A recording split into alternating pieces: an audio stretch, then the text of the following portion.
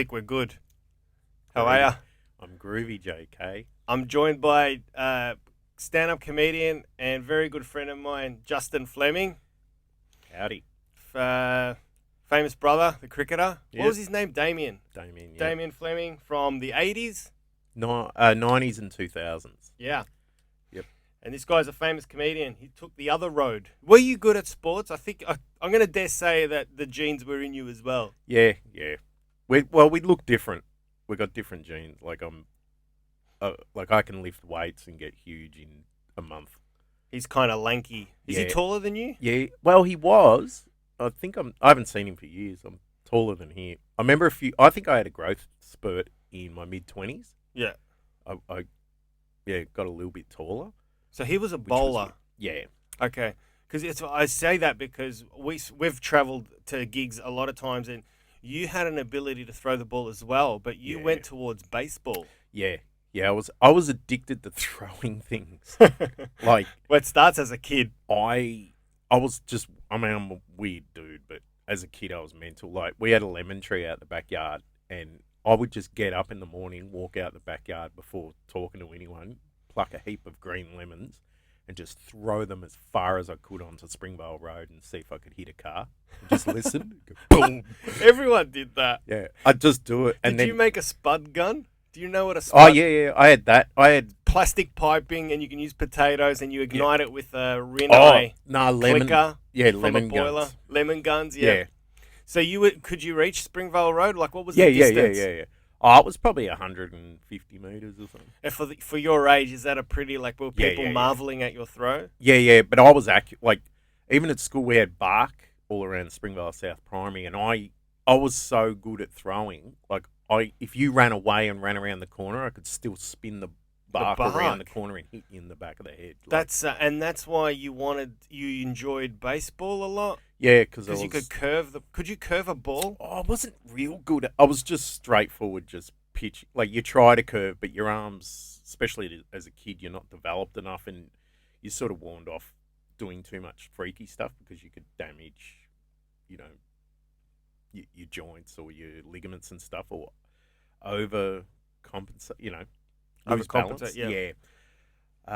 So it was pretty straightforward, but in the backyard and things like that, or just me throwing shit at people. Like, I'd spend a whole day just throwing stuff at people, really? Eggs or whatever I could do. If there was a car, my cousin and I, Jeff, we were really bad together.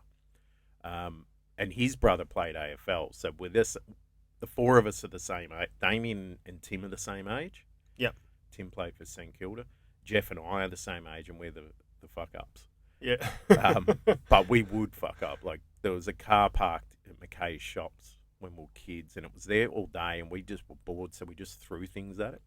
Yep. We went through the lemon tree, then there was a plum tree, I think an apricot tree, and the trees were bare after about 4 hours. Then we moved to rocks.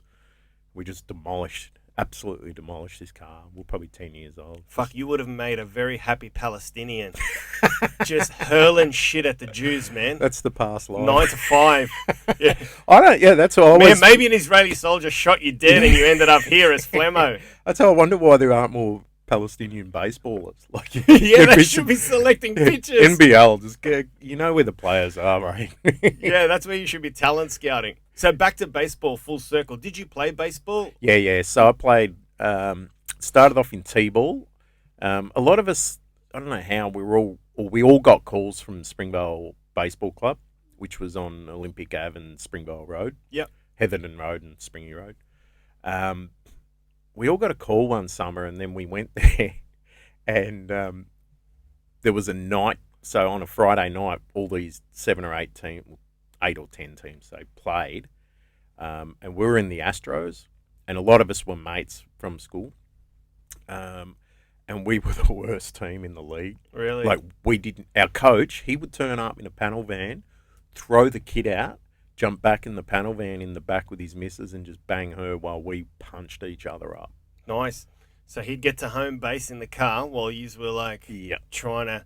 So wasn't anyone there to sack the coach and say, look? No one wanted us. We were that bad, and we were misfits too. Is this the script from Major League? That's what it's what like, the fuck? dude. Because that year, like I remember my back got pissed on. I had this black stick. I've still got it, and it was called the big stick. Sorry, and one dude pissed on my baseball bat, and he was a bit older and tougher, so he'd just punch you in the face if you did anything wrong. It was just a horrible year. I don't think we won a game. The next year, no one wanted to touch us. And then the old fellow, Ernie, who was really old bloke, he used to coach Australia, and he was a legend of the club, Ernie Jones, and he come out and goes, I'll take him. And he cracked it.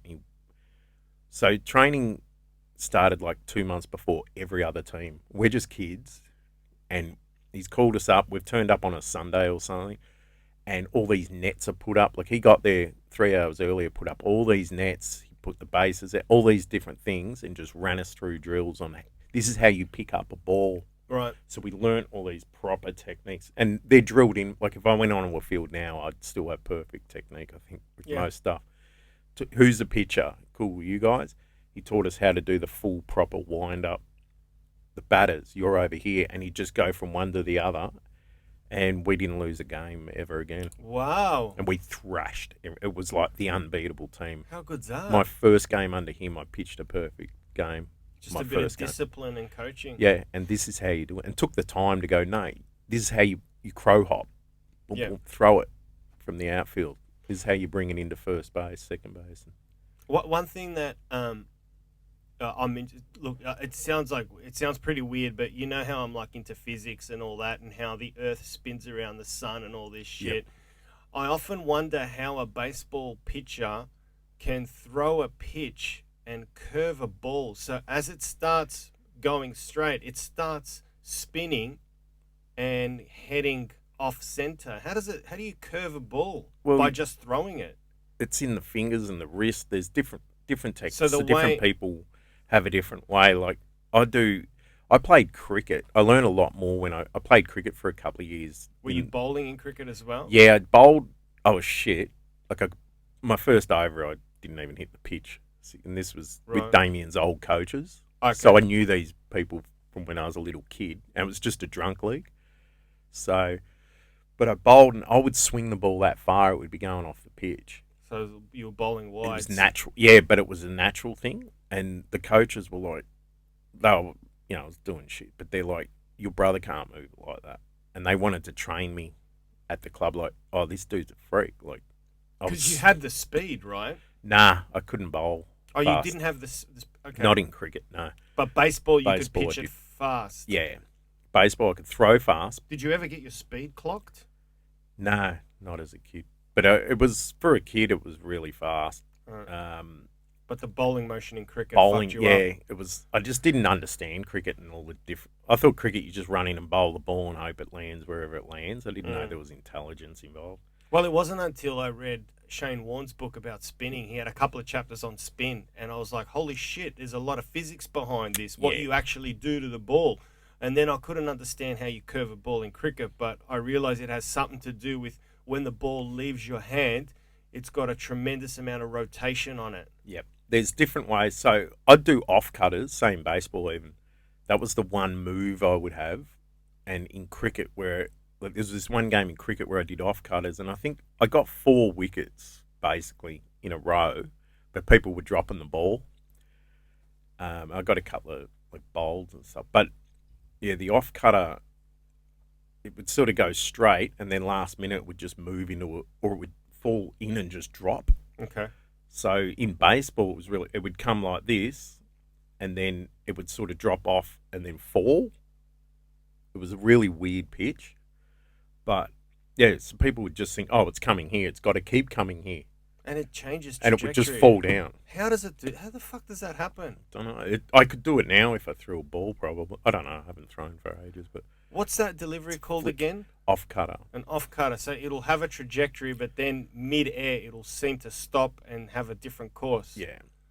In cricket, I think it's an off cutter as well, but in baseball, I would do baseball movements when I played cricket. So if I did hit the pitch, it would freak out. Like, people wouldn't know where it was going, or I'd just get smacked for 6. So it was pretty bad at cricket. But But yeah, baseball, I think it was. You always want to do the curveball and the knuckleball, and What's the knuckleball? you hold it weird and it sort of moves. Like some of the pitches, like when I got older, I saw how pitches were coming in. It was, you'd get an old guy at a club who wasn't fast, but he knew the deliveries or the pitches.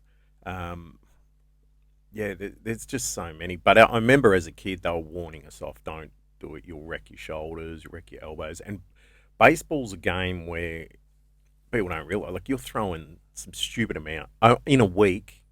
Like, you're playing game after game after game.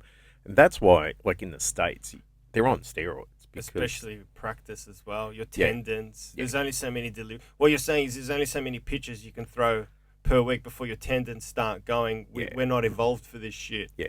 So that's where the roids come in. That's where the roids. And they're all, it's 80s and 90s. I presume they're still doing it. Well, what's your stance on steroids? I reckon they should just have at it. Yeah. You might as well now. Have a clean Olympics. Yes. Have a Paralympics. Then have a Paralympics on roids. And then have paralytic Olympics where you got to drink. Yeah, have a paralytic where you drink Schiller, and then have a roid Olympics where you can go, Usain Bolt did 9 seconds, but now he's going away for 3 months and he's going to come back and do 6 seconds. Yeah, you don't think. And then his heart will explode out of his asshole. But still, we saw something great. Imagine the advertising dollars. Imagine well, here's the thing. If we had the Olympics in Melbourne and then the steroid Olympics in Melbourne a year later, the ticket sales would be tenfold for the steroid Olympics, because you want to see people go, what can a human do? Look at Ben Johnson. We love that about the human race. It's the nth degree. We're all about how far we could go. Yeah. Every year we do things better and better and better. We're like pushing ourselves. Yeah. It's in the human condition. And most of the Olympics is dirty. Most of it fucking people is. On steroids. I mean, Russia and China have been outed. Us. We've been outed as well. Yeah, but we act like we're the moral one. Yeah. I worked to a lesser extent us, but mainly the Russia gym and I China. worked in, where I started fitness, was the King Club, which was the elite gym in Australia. Like the AIS trained there, like different parts of the AIS. I trained. Is this when you were pitching in baseball, or this was after? This was after singing. Okay. Initially, when I started singing, I went in and got a normal job. Okay. I don't think I can cover everything about you, but I'll have to bring you back. But that's heavy metal. That's another subject. Yep. I worked in gym, and we had the AIS there, and there were the top cyclists in the world were there, and they were on growth hormone. They were on everything, absolutely everything. And people, I remember at the time, Australia's pointing the finger at everyone else, and I'm like, that's not natural. Your legs can't look like that. Yeah. And then I remember there was a young kid who was like 18, and back then, if you became a gym instructor, you had to do hours to get your qualification. So I'd look after the people getting their hours and teach them. And he was at that top tier of cyclists. He was a freak. And they wanted him to go to Europe and train. So he'd train for 6 months in a village. He would cycle, but be hidden. Yeah. And they told him, you've got to roid up. Yeah. And he said, I don't want to. They go, well, you'll never make the Australian team. Because you can't make those times. Yeah, but it's one in, all in. If I'm doing it, you all have to do it. Otherwise, we're not consistent. We're compromised with our times. We're compromised. How so compromised? Because if we're all on steroids and you're not, you can throw us under the bus and have no repercussion. Right. Yeah. Okay. From that angle, okay. I thought also everyone's doing great times bar you. Yeah. So you're the odd one out, so let's investigate. To get to that level. I mean, it's in swimming. It's in everything in Australia. We just act like we're... Yeah, I heard the technology is good that you can mask it now. So they mask it, right? Well, you always... Or you come off it before an event and you're clean. You could always mask steroids. Like, look at Warney with that clenbuterol. Remember where he got busted for something? Oh, my mum wanted me to look thin for the press conference. Yeah, and he came back from a shoulder injury. And I remember I know the fitness.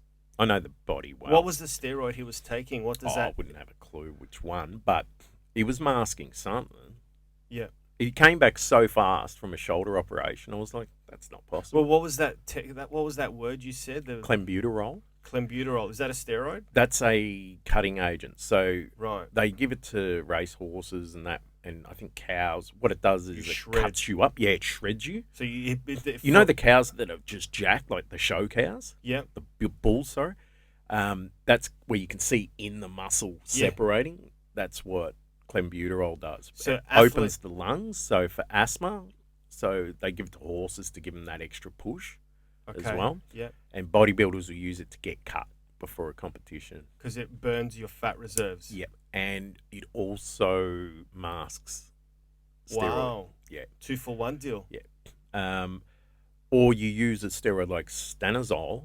I've heard that steroid. Which has a very short half-life. So you've got to inject it every 3 days because it'll be out of the body. So Ben Johnson, remember the Canadian, the Olympics? Yeah, I do, yeah. Okay. No one, that acceleration he does at about the 6 second mark, no one's ever accelerated like that on the planet before. Yeah, see, a lot of people think, oh, Usain Bolt's the fastest. Yeah, he is, but Usain Bolt has got one of the slowest starts. It's not until 5 seconds in 4 seconds in where Usain Bolt's head comes up, and that's when his gas goes to the floor. But before that, he's got an actually slow start. Yep, gets his rhythm. Whereas Benny, his reflexes are amazing. He was bang. You could see it in his eyes. Steroids were coming out of his eyeballs. It was just. Have you done roids? I've had therapeutic. Like my levels were really low years ago, but not for bodybuilding. Not for bodybuilding. Okay, because I was interested to see what it's like for an actual bodybuilder once they inject what they go through. Is there anger? Is there acne? Oh, that sort of stuff. I did. There was one. I went to Thailand and did a heap for like 2 weeks, which wouldn't do much. I wanted to see what it felt like. That same thing, but I didn't feel too much. It wasn't enough. You have to do. I think I put enough in. Yeah, but it wasn't enough. Like it was just to see that effect. Yeah, like I'd need to do it for weeks and weeks and weeks. But I'd get that anger effect if it was there. I wanted to know what you feel like. Did you know that taking steroids to lift weights to get huge is one thing? Then there's something else you can do. You can visit a high street clinic in virtually a lot of suburbs, and doctors there who aren't, I don't know if they're real doctors, but there's a clinic in Moonee Ponds called, I'm not going to say the name, but I drove past it. They basically microdose you on steroids every month, a small amount of steroids, which helps you gain muscle and doesn't give you the anger or the acne, and increases your testosterone. And a lot of middle-aged men are doing it. I don't know what the women are doing, but they offer packages for women as well. But for the blokes, they have this package where they say, like, revitalize your youth, get your charging bull 20-year-old self back. If you're mid-40s or early 50s, you can microdose steroids. Yeah, that's therapeutic. In America, that's massive. It's everywhere. Massive. Rogan, all them do it. I got no problem. I think, like, even the other day, I was like, I need to do that. Like, I felt really flat. And what happened years ago, I could barely get out of bed, and I got tests done, and my testosterone was at the level of an 85-year-old. Really low. Yeah, and they've gone. Shit. That's bizarre. So I say that's bizarre because you had a very low testosterone level, and I'm just curious. I'm jumping the gun here, but for those who don't know, there was a time where you were in the porn industry.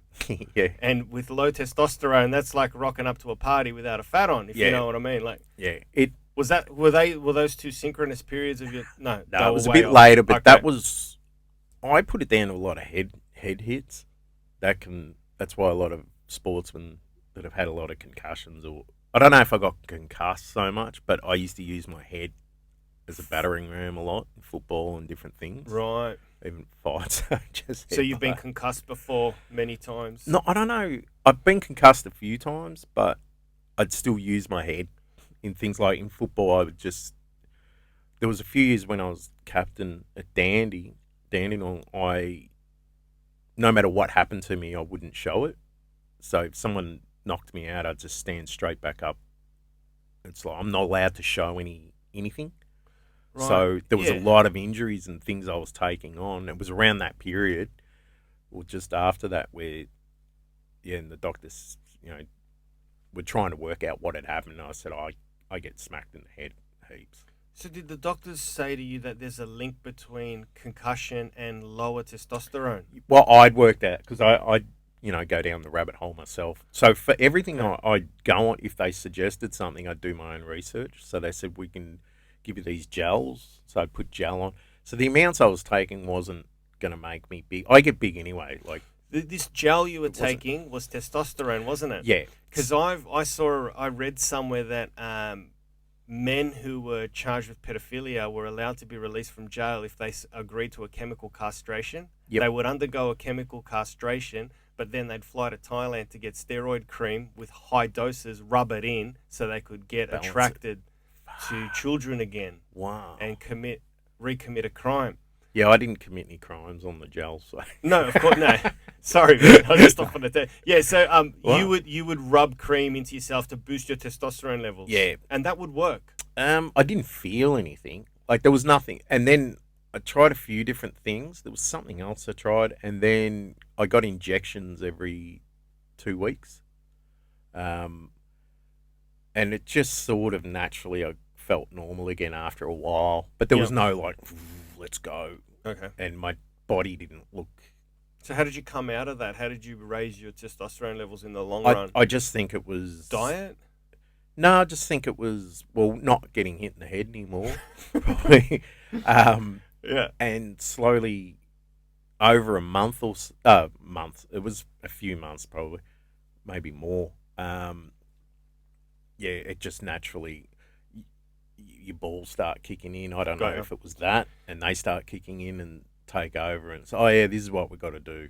All right, let's pump it back up. Did you hear about the CTE occurrences in concussion in AFL that are emerging? Like a lot of there was a player called Shane Tuck who killed himself but donated his brain to science just prior to him killing himself. Yep. And they analysed his brain, and sure enough, he had CTE, and that's that condition in NFL that the players get from like repeated head hits, and they reckon it can lead to depression, dementia, aggression, and psychosis, and illogical thought patterns, and a detachment to your family and loved ones.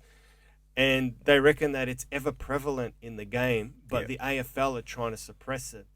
I wouldn't be surprised if they're trying. But the thing with football, especially now, it's not as full on. Like, you're not getting... The game's faster, so if you get a hip and shoulder, your head's still bouncing. That's still happening. But I remember back in the day, like, and especially my leagues, you were getting hit. You were getting a hip and someone would raise their elbow and nothing would happen. Nothing would come from that. So, but certain players don't have a peripheral vision, like Justin Kaczynski or whatever. That's St Kilda ruckman. Remember, he'd just be jogging along and get knocked out. No, I don't know. Because he just wouldn't see anyone coming from any other angle. He'd get clocked off from the side. Yeah, or just hip and shoulder. And if you're not braced for it, that's something I learned. Like, if you go 100% at everything, like, no matter what it was, I'd go 100%. I was protected because there was an intense and just... Yeah. There's a stigma. Like, AFL players can wear helmets, but there's a fucking stigma attached to it. It's really strange. It's like, is it the alpha male or testosterone kicking in, preventing? I'll give you a silly little example, right? I've started surfing in Tullamarine at the surf park. It's a concrete pool, right? But it generates waves of 1.5 to 2 meters, and boards come flying at you, and they miss you. I've had 2 hardboards miss me by a couple of inches. I've seen a guy break his arm and get taken to hospital, and I've seen a guy get a board to the head and it gashed him open and blood was spilling out everywhere. Even though it's surfing and you're in water, boards do come flying, because if you don't get on the wave properly, the next wave, someone's catching it, and if they fuck up and slip from under them, so that board's coming at you. So I went and bought a helmet, but now I've got this like angst about putting it on and jumping in the water without people going, you look like a cockhead. Just dribble when you put it on. Yeah. Special.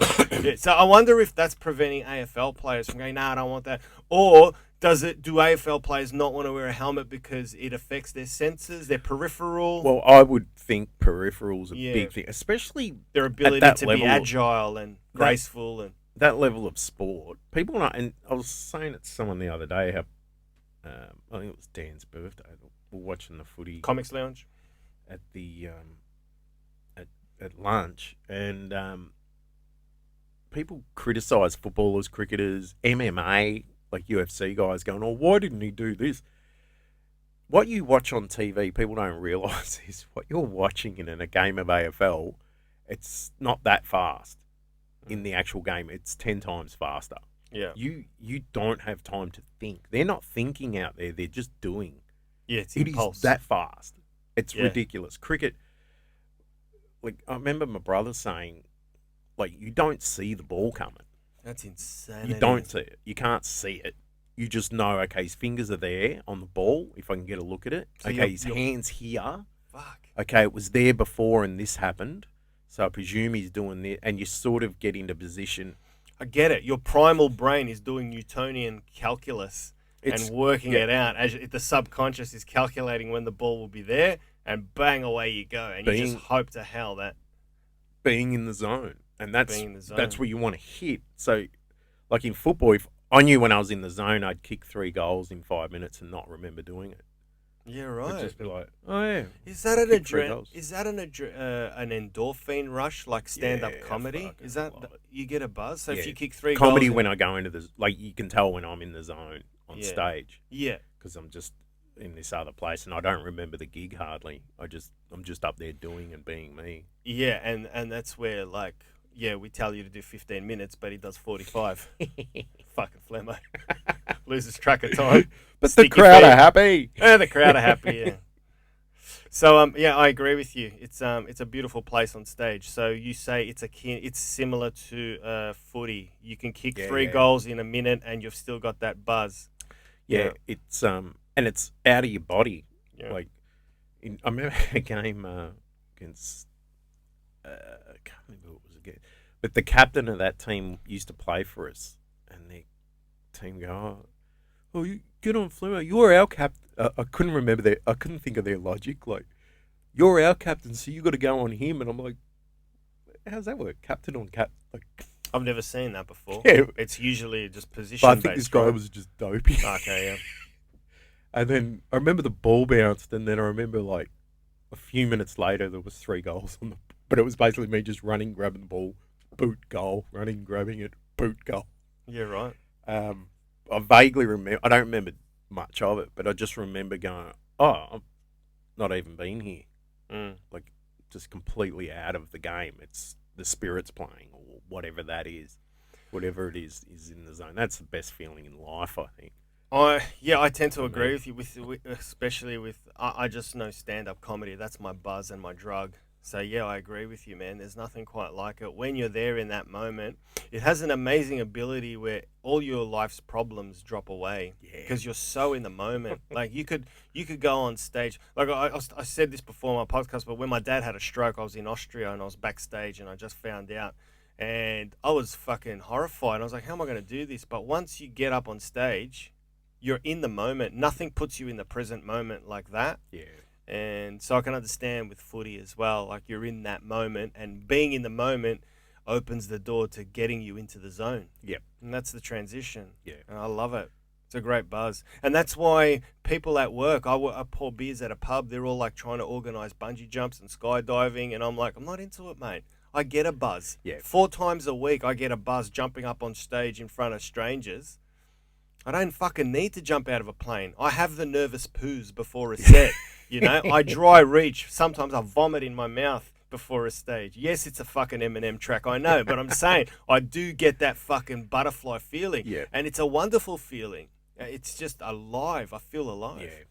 I wouldn't exchange it. There's so. a risk. And that's the thing, you've got to risk. Like, you can go up there and kill, or you can go up there and die, and it's always... You don't know what's going to one or the happen. other. And what freaks me out is the material that you used last night, which got all nothing but laughter, tonight could fall on its head and get nothing. It's so fucking fickle.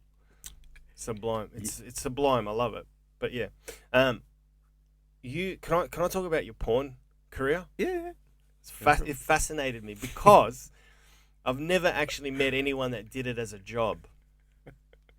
Have I showed you the cover? No. I found it. Ask me, Kiko. So how old were you when you got into it? And how? How did it come about? Like, 25. did you answer an ad in the paper? No, what happened? Because when I quit Pegasus... Because you can't go on seek.com and, When I quit Pegasus... certain doors have to open for you to enter that industry. Now, Pegasus was your heavy metal band. Yep. Which I'll talk about that when I bring you back, because we're just chewing the clock here. I found the cover online. So Aussie Good Girls Gone Bad.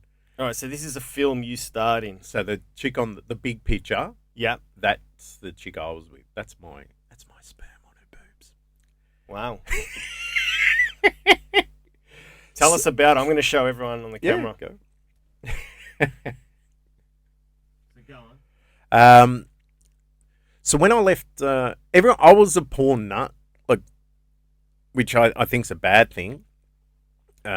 Growing up, I was talking to a couple of the young kids, like Hugh and all that, the other day. So you had a healthy addiction. porn Nah, addiction. It wasn't healthy. It was not healthy. Wow. I found it at a young age, and I grew big at a young age. This is before the internet, so it was all magazines and VHS. He was freaking out that you go buy magazines. I was telling him I'd find him in the laneway. Yeah. Snails would eat her head off, but I'd still have a bat. That's was my porn collection. The problem was I found when I grew too early, so I had those feelings too young, far too young. Gotcha. And then I would find magazines in Springvale. They were everywhere. I could just walk through a gutter. When I'd walk home, I'd walk along the gutter because you'd just find a private magazine, which were like the top tier of magazines. Why were they top tier? Because they had leg spread and like... Oh, it was extreme hardcore porn. And the photography, like, it wasn't just it was like the best photographer in Europe was taking the photo. Like, it made it look even better. Like, private magazines were $80, whereas normal magazines were $20. Whoa. Yeah, the videos were $100 and something. $80 for a mag. Now we bat off for free on Pornhub with a... Yeah. The movies were... 4 times dearer than any other movie because they were huge productions. They were filmed with the best cameras and the actresses everyone was perfect in them and stuff. Okay, well that explains the fucking money that was behind it, the whole industry. Anyway, so you'd walk along the gutters, you'd kick find them and then find them, and it would be I'd stick them down the front of my pants and down the back, and I'd walk in the house, we got sucked in straight into my room, throw them under the bed, like, oh my god, I can't wait to get home, like later tonight, I've got to go, or I'd pull, and what I did, I'd rip the handle off my door so I could pull the pin out. Holy shit. Yeah, I was pro. And, and dude, I would fake, like in year 7, I remember I was away from school more than I was at school, sick. And I would just say I'm too sick to go to school. I had knee issues where I'd get this pain in my legs that were crippling since I was a little baby. So I could play on that, and so I wouldn't have to go. If I just said my legs are killing, I can't walk, Mum would go to work. As soon as I heard the door shut, it was out with the pornos. And I would spend the whole day looking at porn magazines and jerking off. That was it. Without being too crude, how many times a day? I would try beat myself. Like, I hit 20 yesterday. Let's go for 20. See if I can beat that number. Like, it was obsessive. 20. It was just, yeah. So, like, that's pretty much once every half hour. Yeah. During the day. I remember I had a girlfriend. Holy shit. An older woman I was with when I was like 15, 16. She was nearly 30 or something. And I remember 20-something on her one day. Like, okay.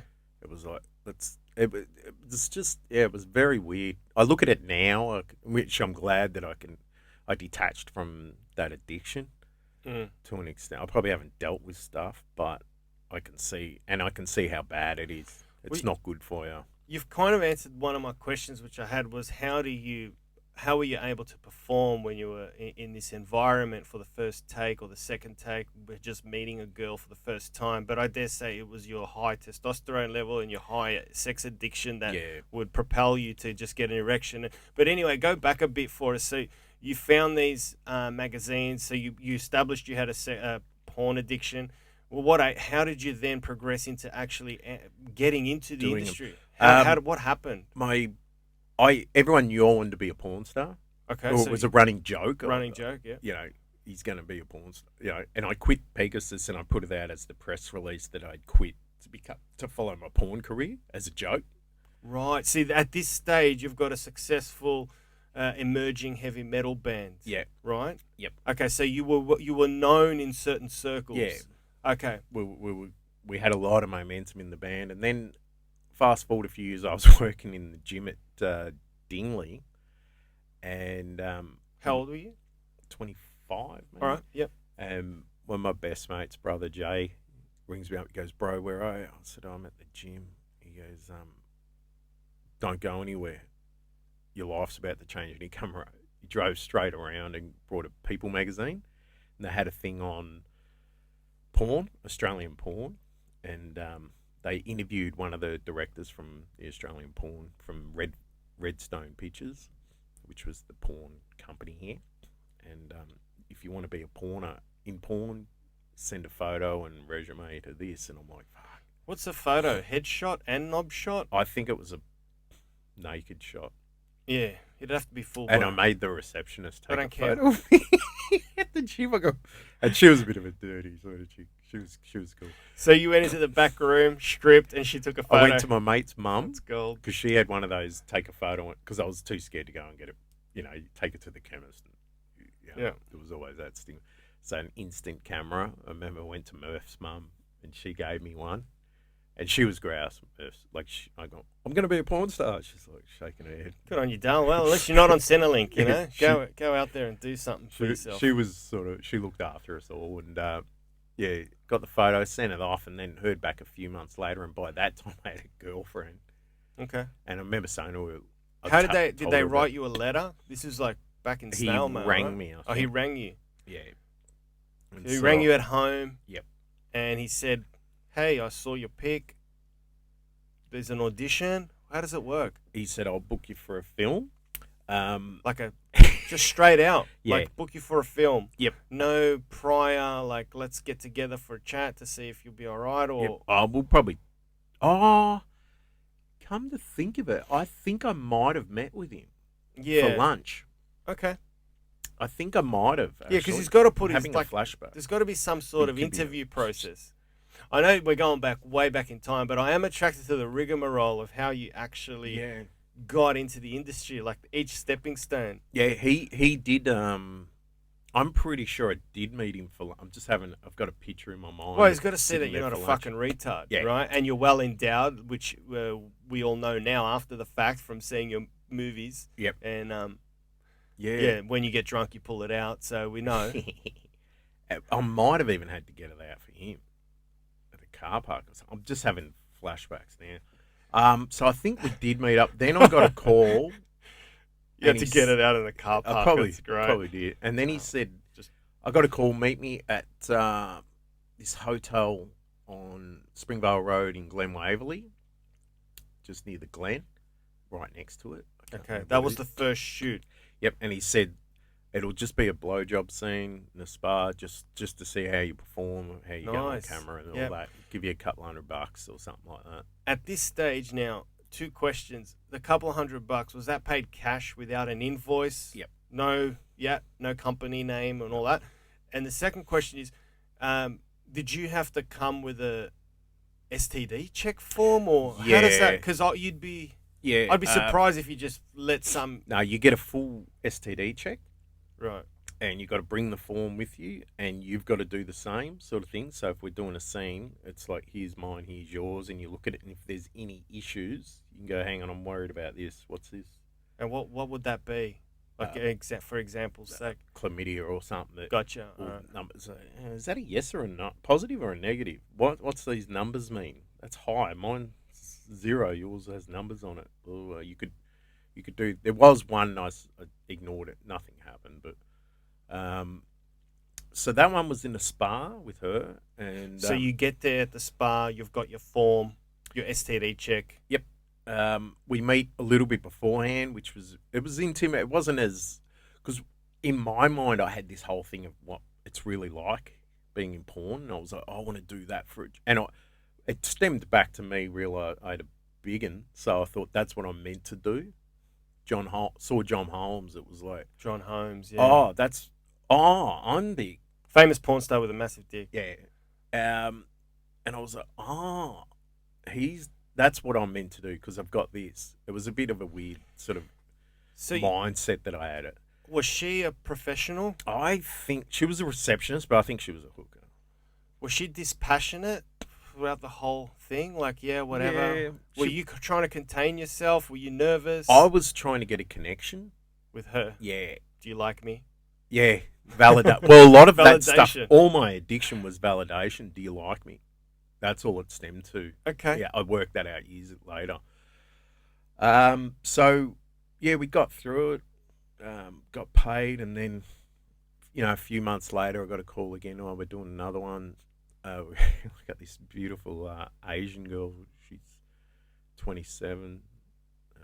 I've got her photo here. She's stunning. You'll love her. Blah, blah, blah. And I don't think I'd even been with an Asian chick up to that point. And what was that scene? Was that a full... That was a full sex scene.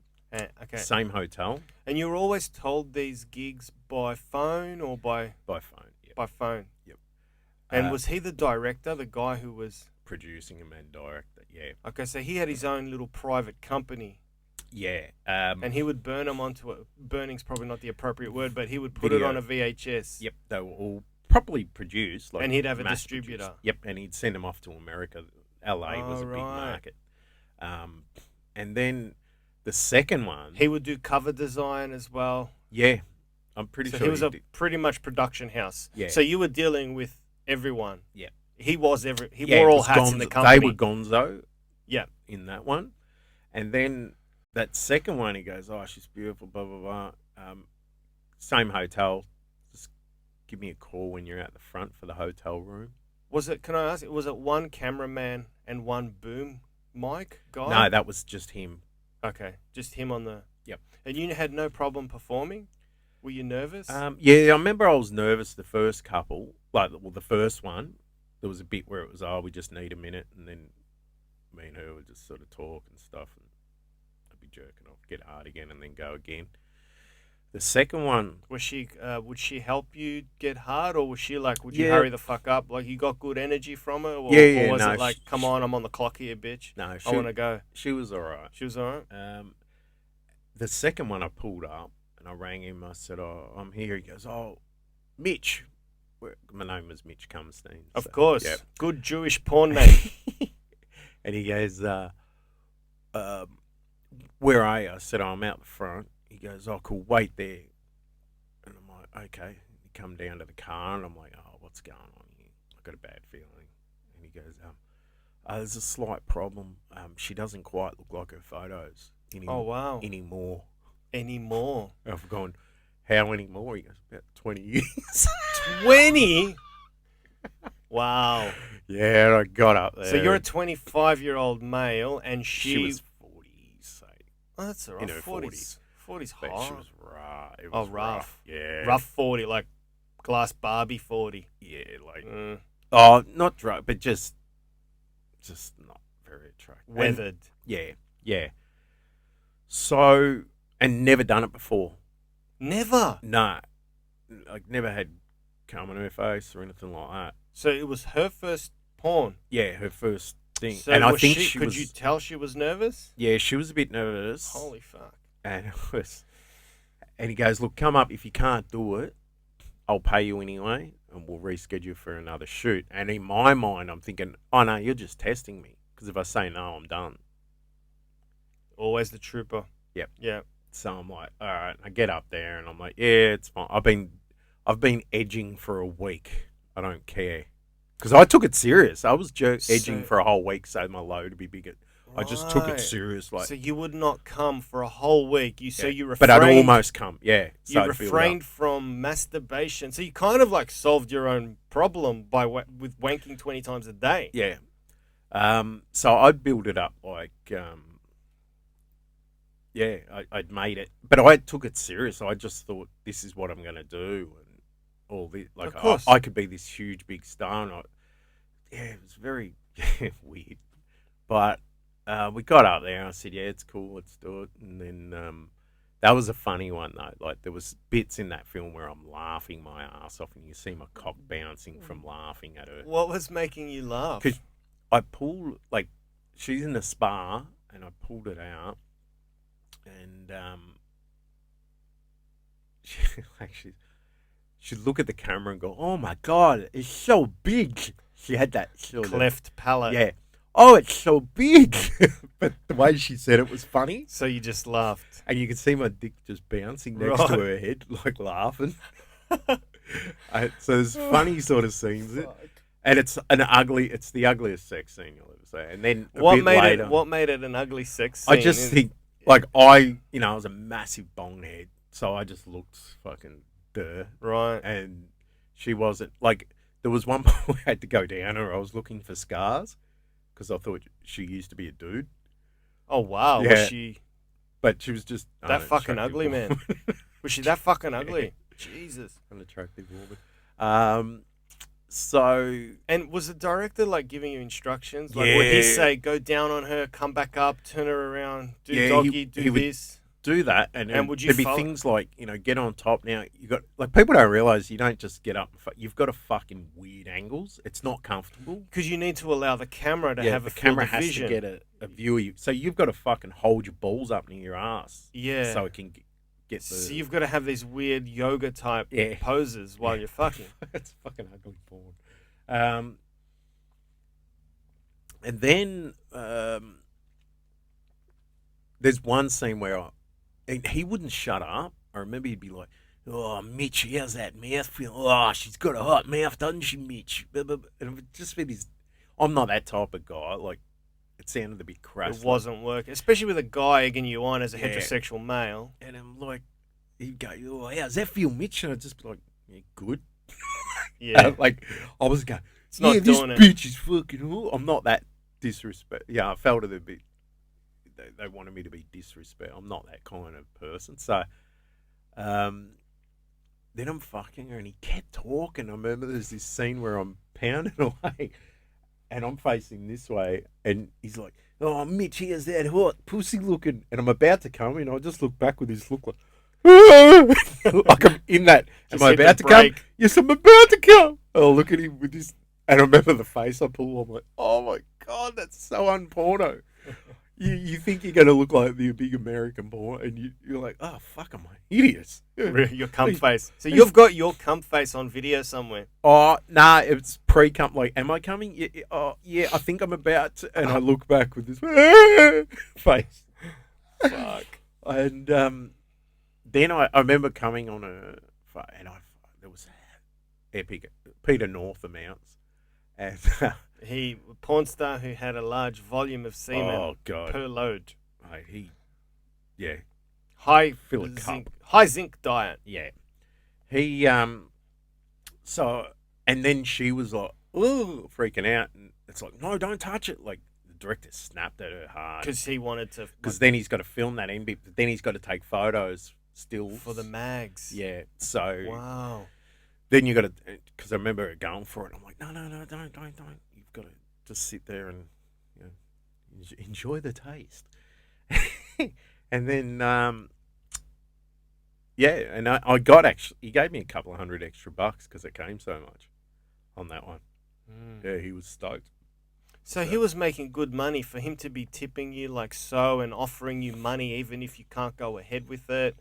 So it was a lucrative industry at the It time. must have been, yeah. And it was Australian, And his overheads were low if he was Yeah. producing everything and cutting up the Gonzo video. films are the cheap. That's why anyone can make porn now because you just, like, great camera. Like, any camera's good. Well, now phone the camera. money is in webcamming, Yeah. I believe, and Only- getting OnlyFans subscribers and OnlyFans. Yeah. Sex cams.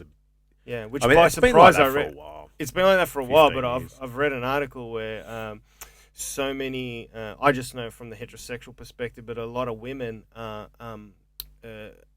high profile, powerful women, intelligent, putting themselves through university and college all over the world that are wearing masks and doing things on webcam and Yeah. making a decent living to allow themselves to just study. Yeah, it's I mean, it sells, and the weird thing I think is, when it wasn't easy to get porn when we were young.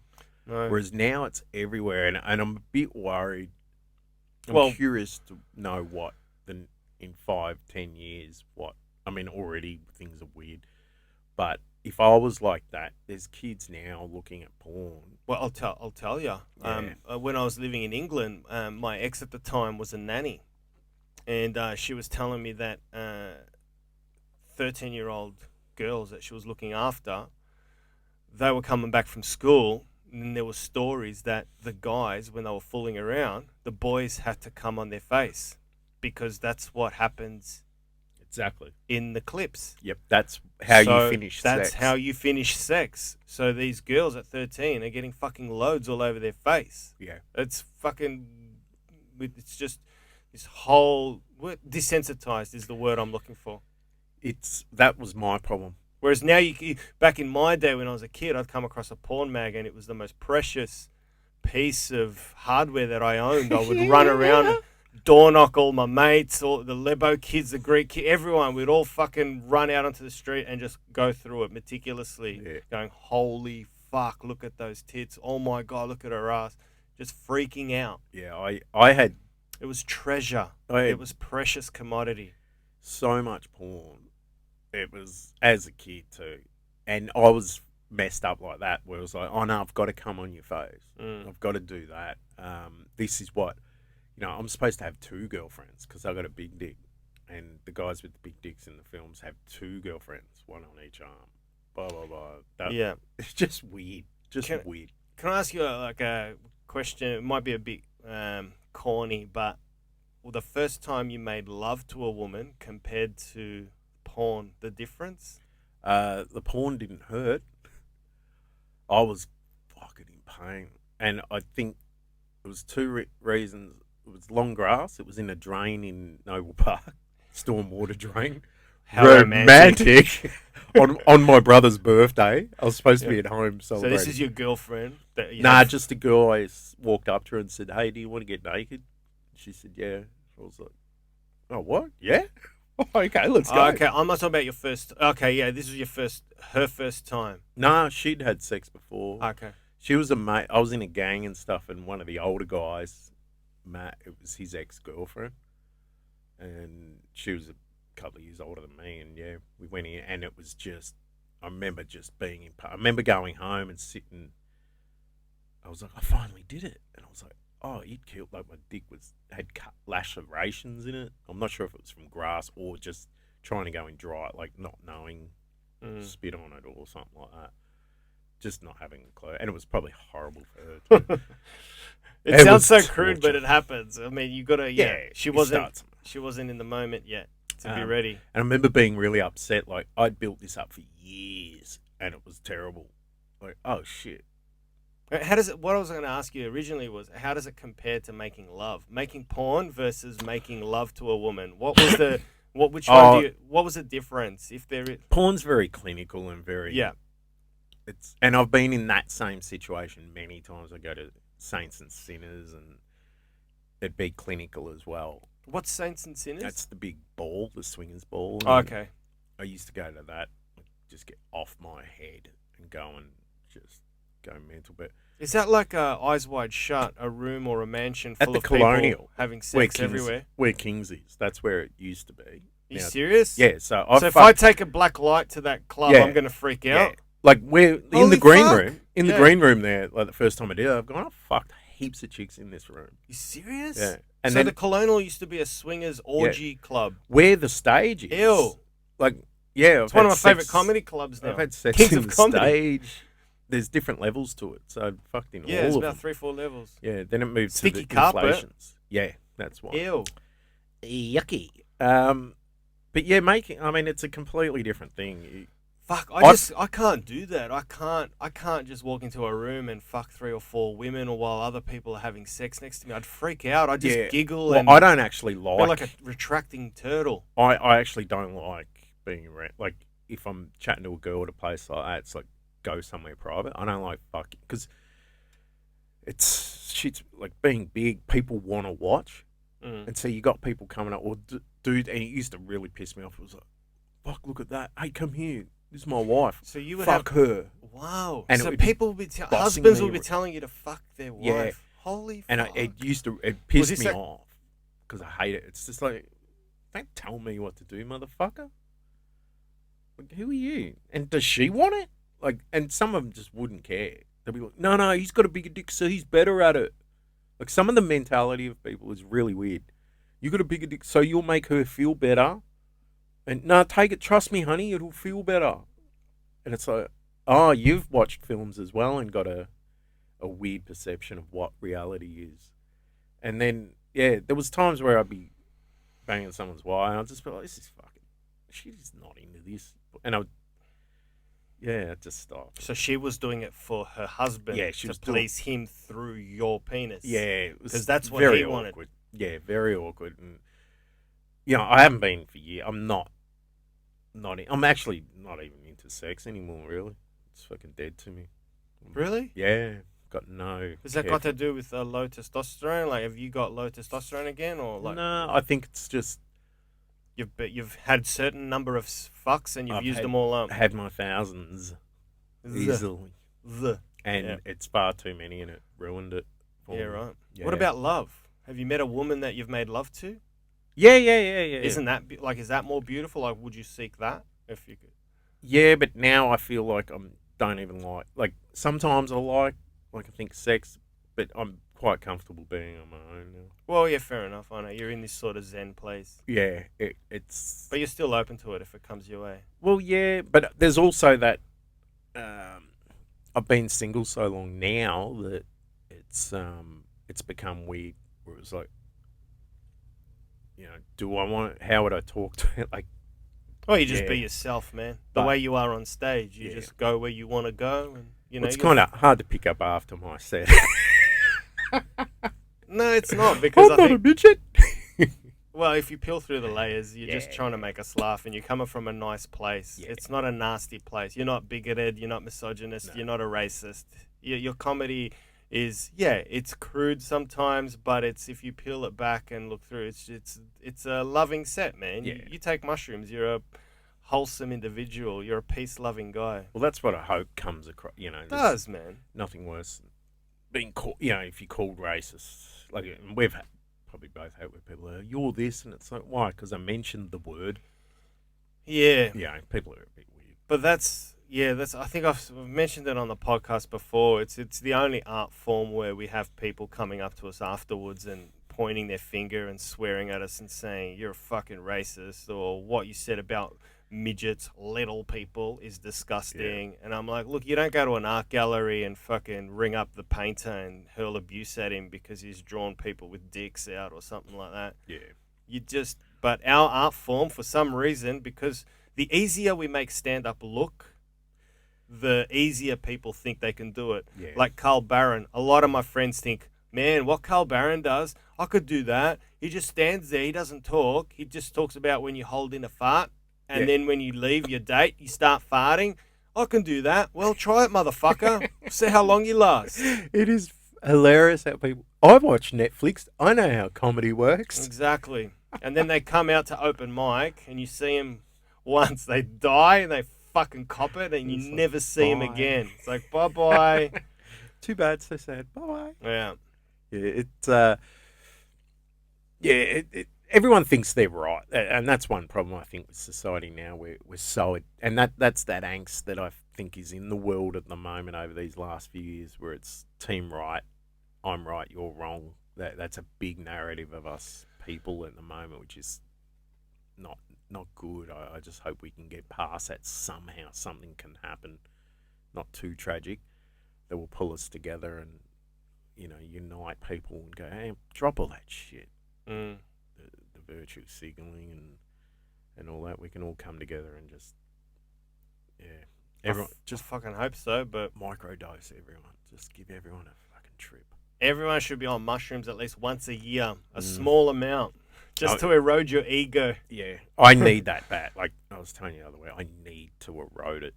I'm at a point where it's like We should go pick some. I think they come. I asked a friend if the unseasonable rain is going to bring them forward, but he's like, no, you need to wait for colder temperatures. So Okay. we have it's to wait a muggy bit. at the moment. Yeah. Yeah, dying to do so. We will. Hey, I got to wrap this up, man. We've been flying. I've got a head to Bendigo. Oh, yep. You're gigging up anywhere where people can see you. You got anything? This podcast, I'll release this maybe next week or the week after. So, have you got anything? Where can people catch you?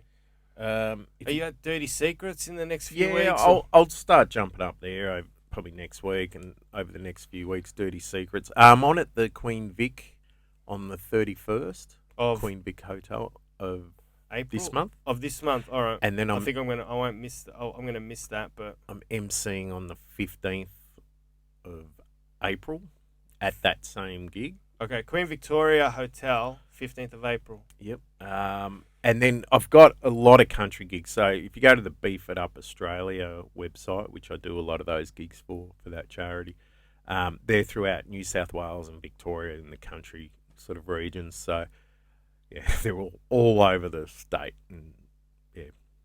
All right, Flemmo, thanks for coming in, bro. Thanks for having me. Cheers, man. Anytime. See you, everyone. Bye.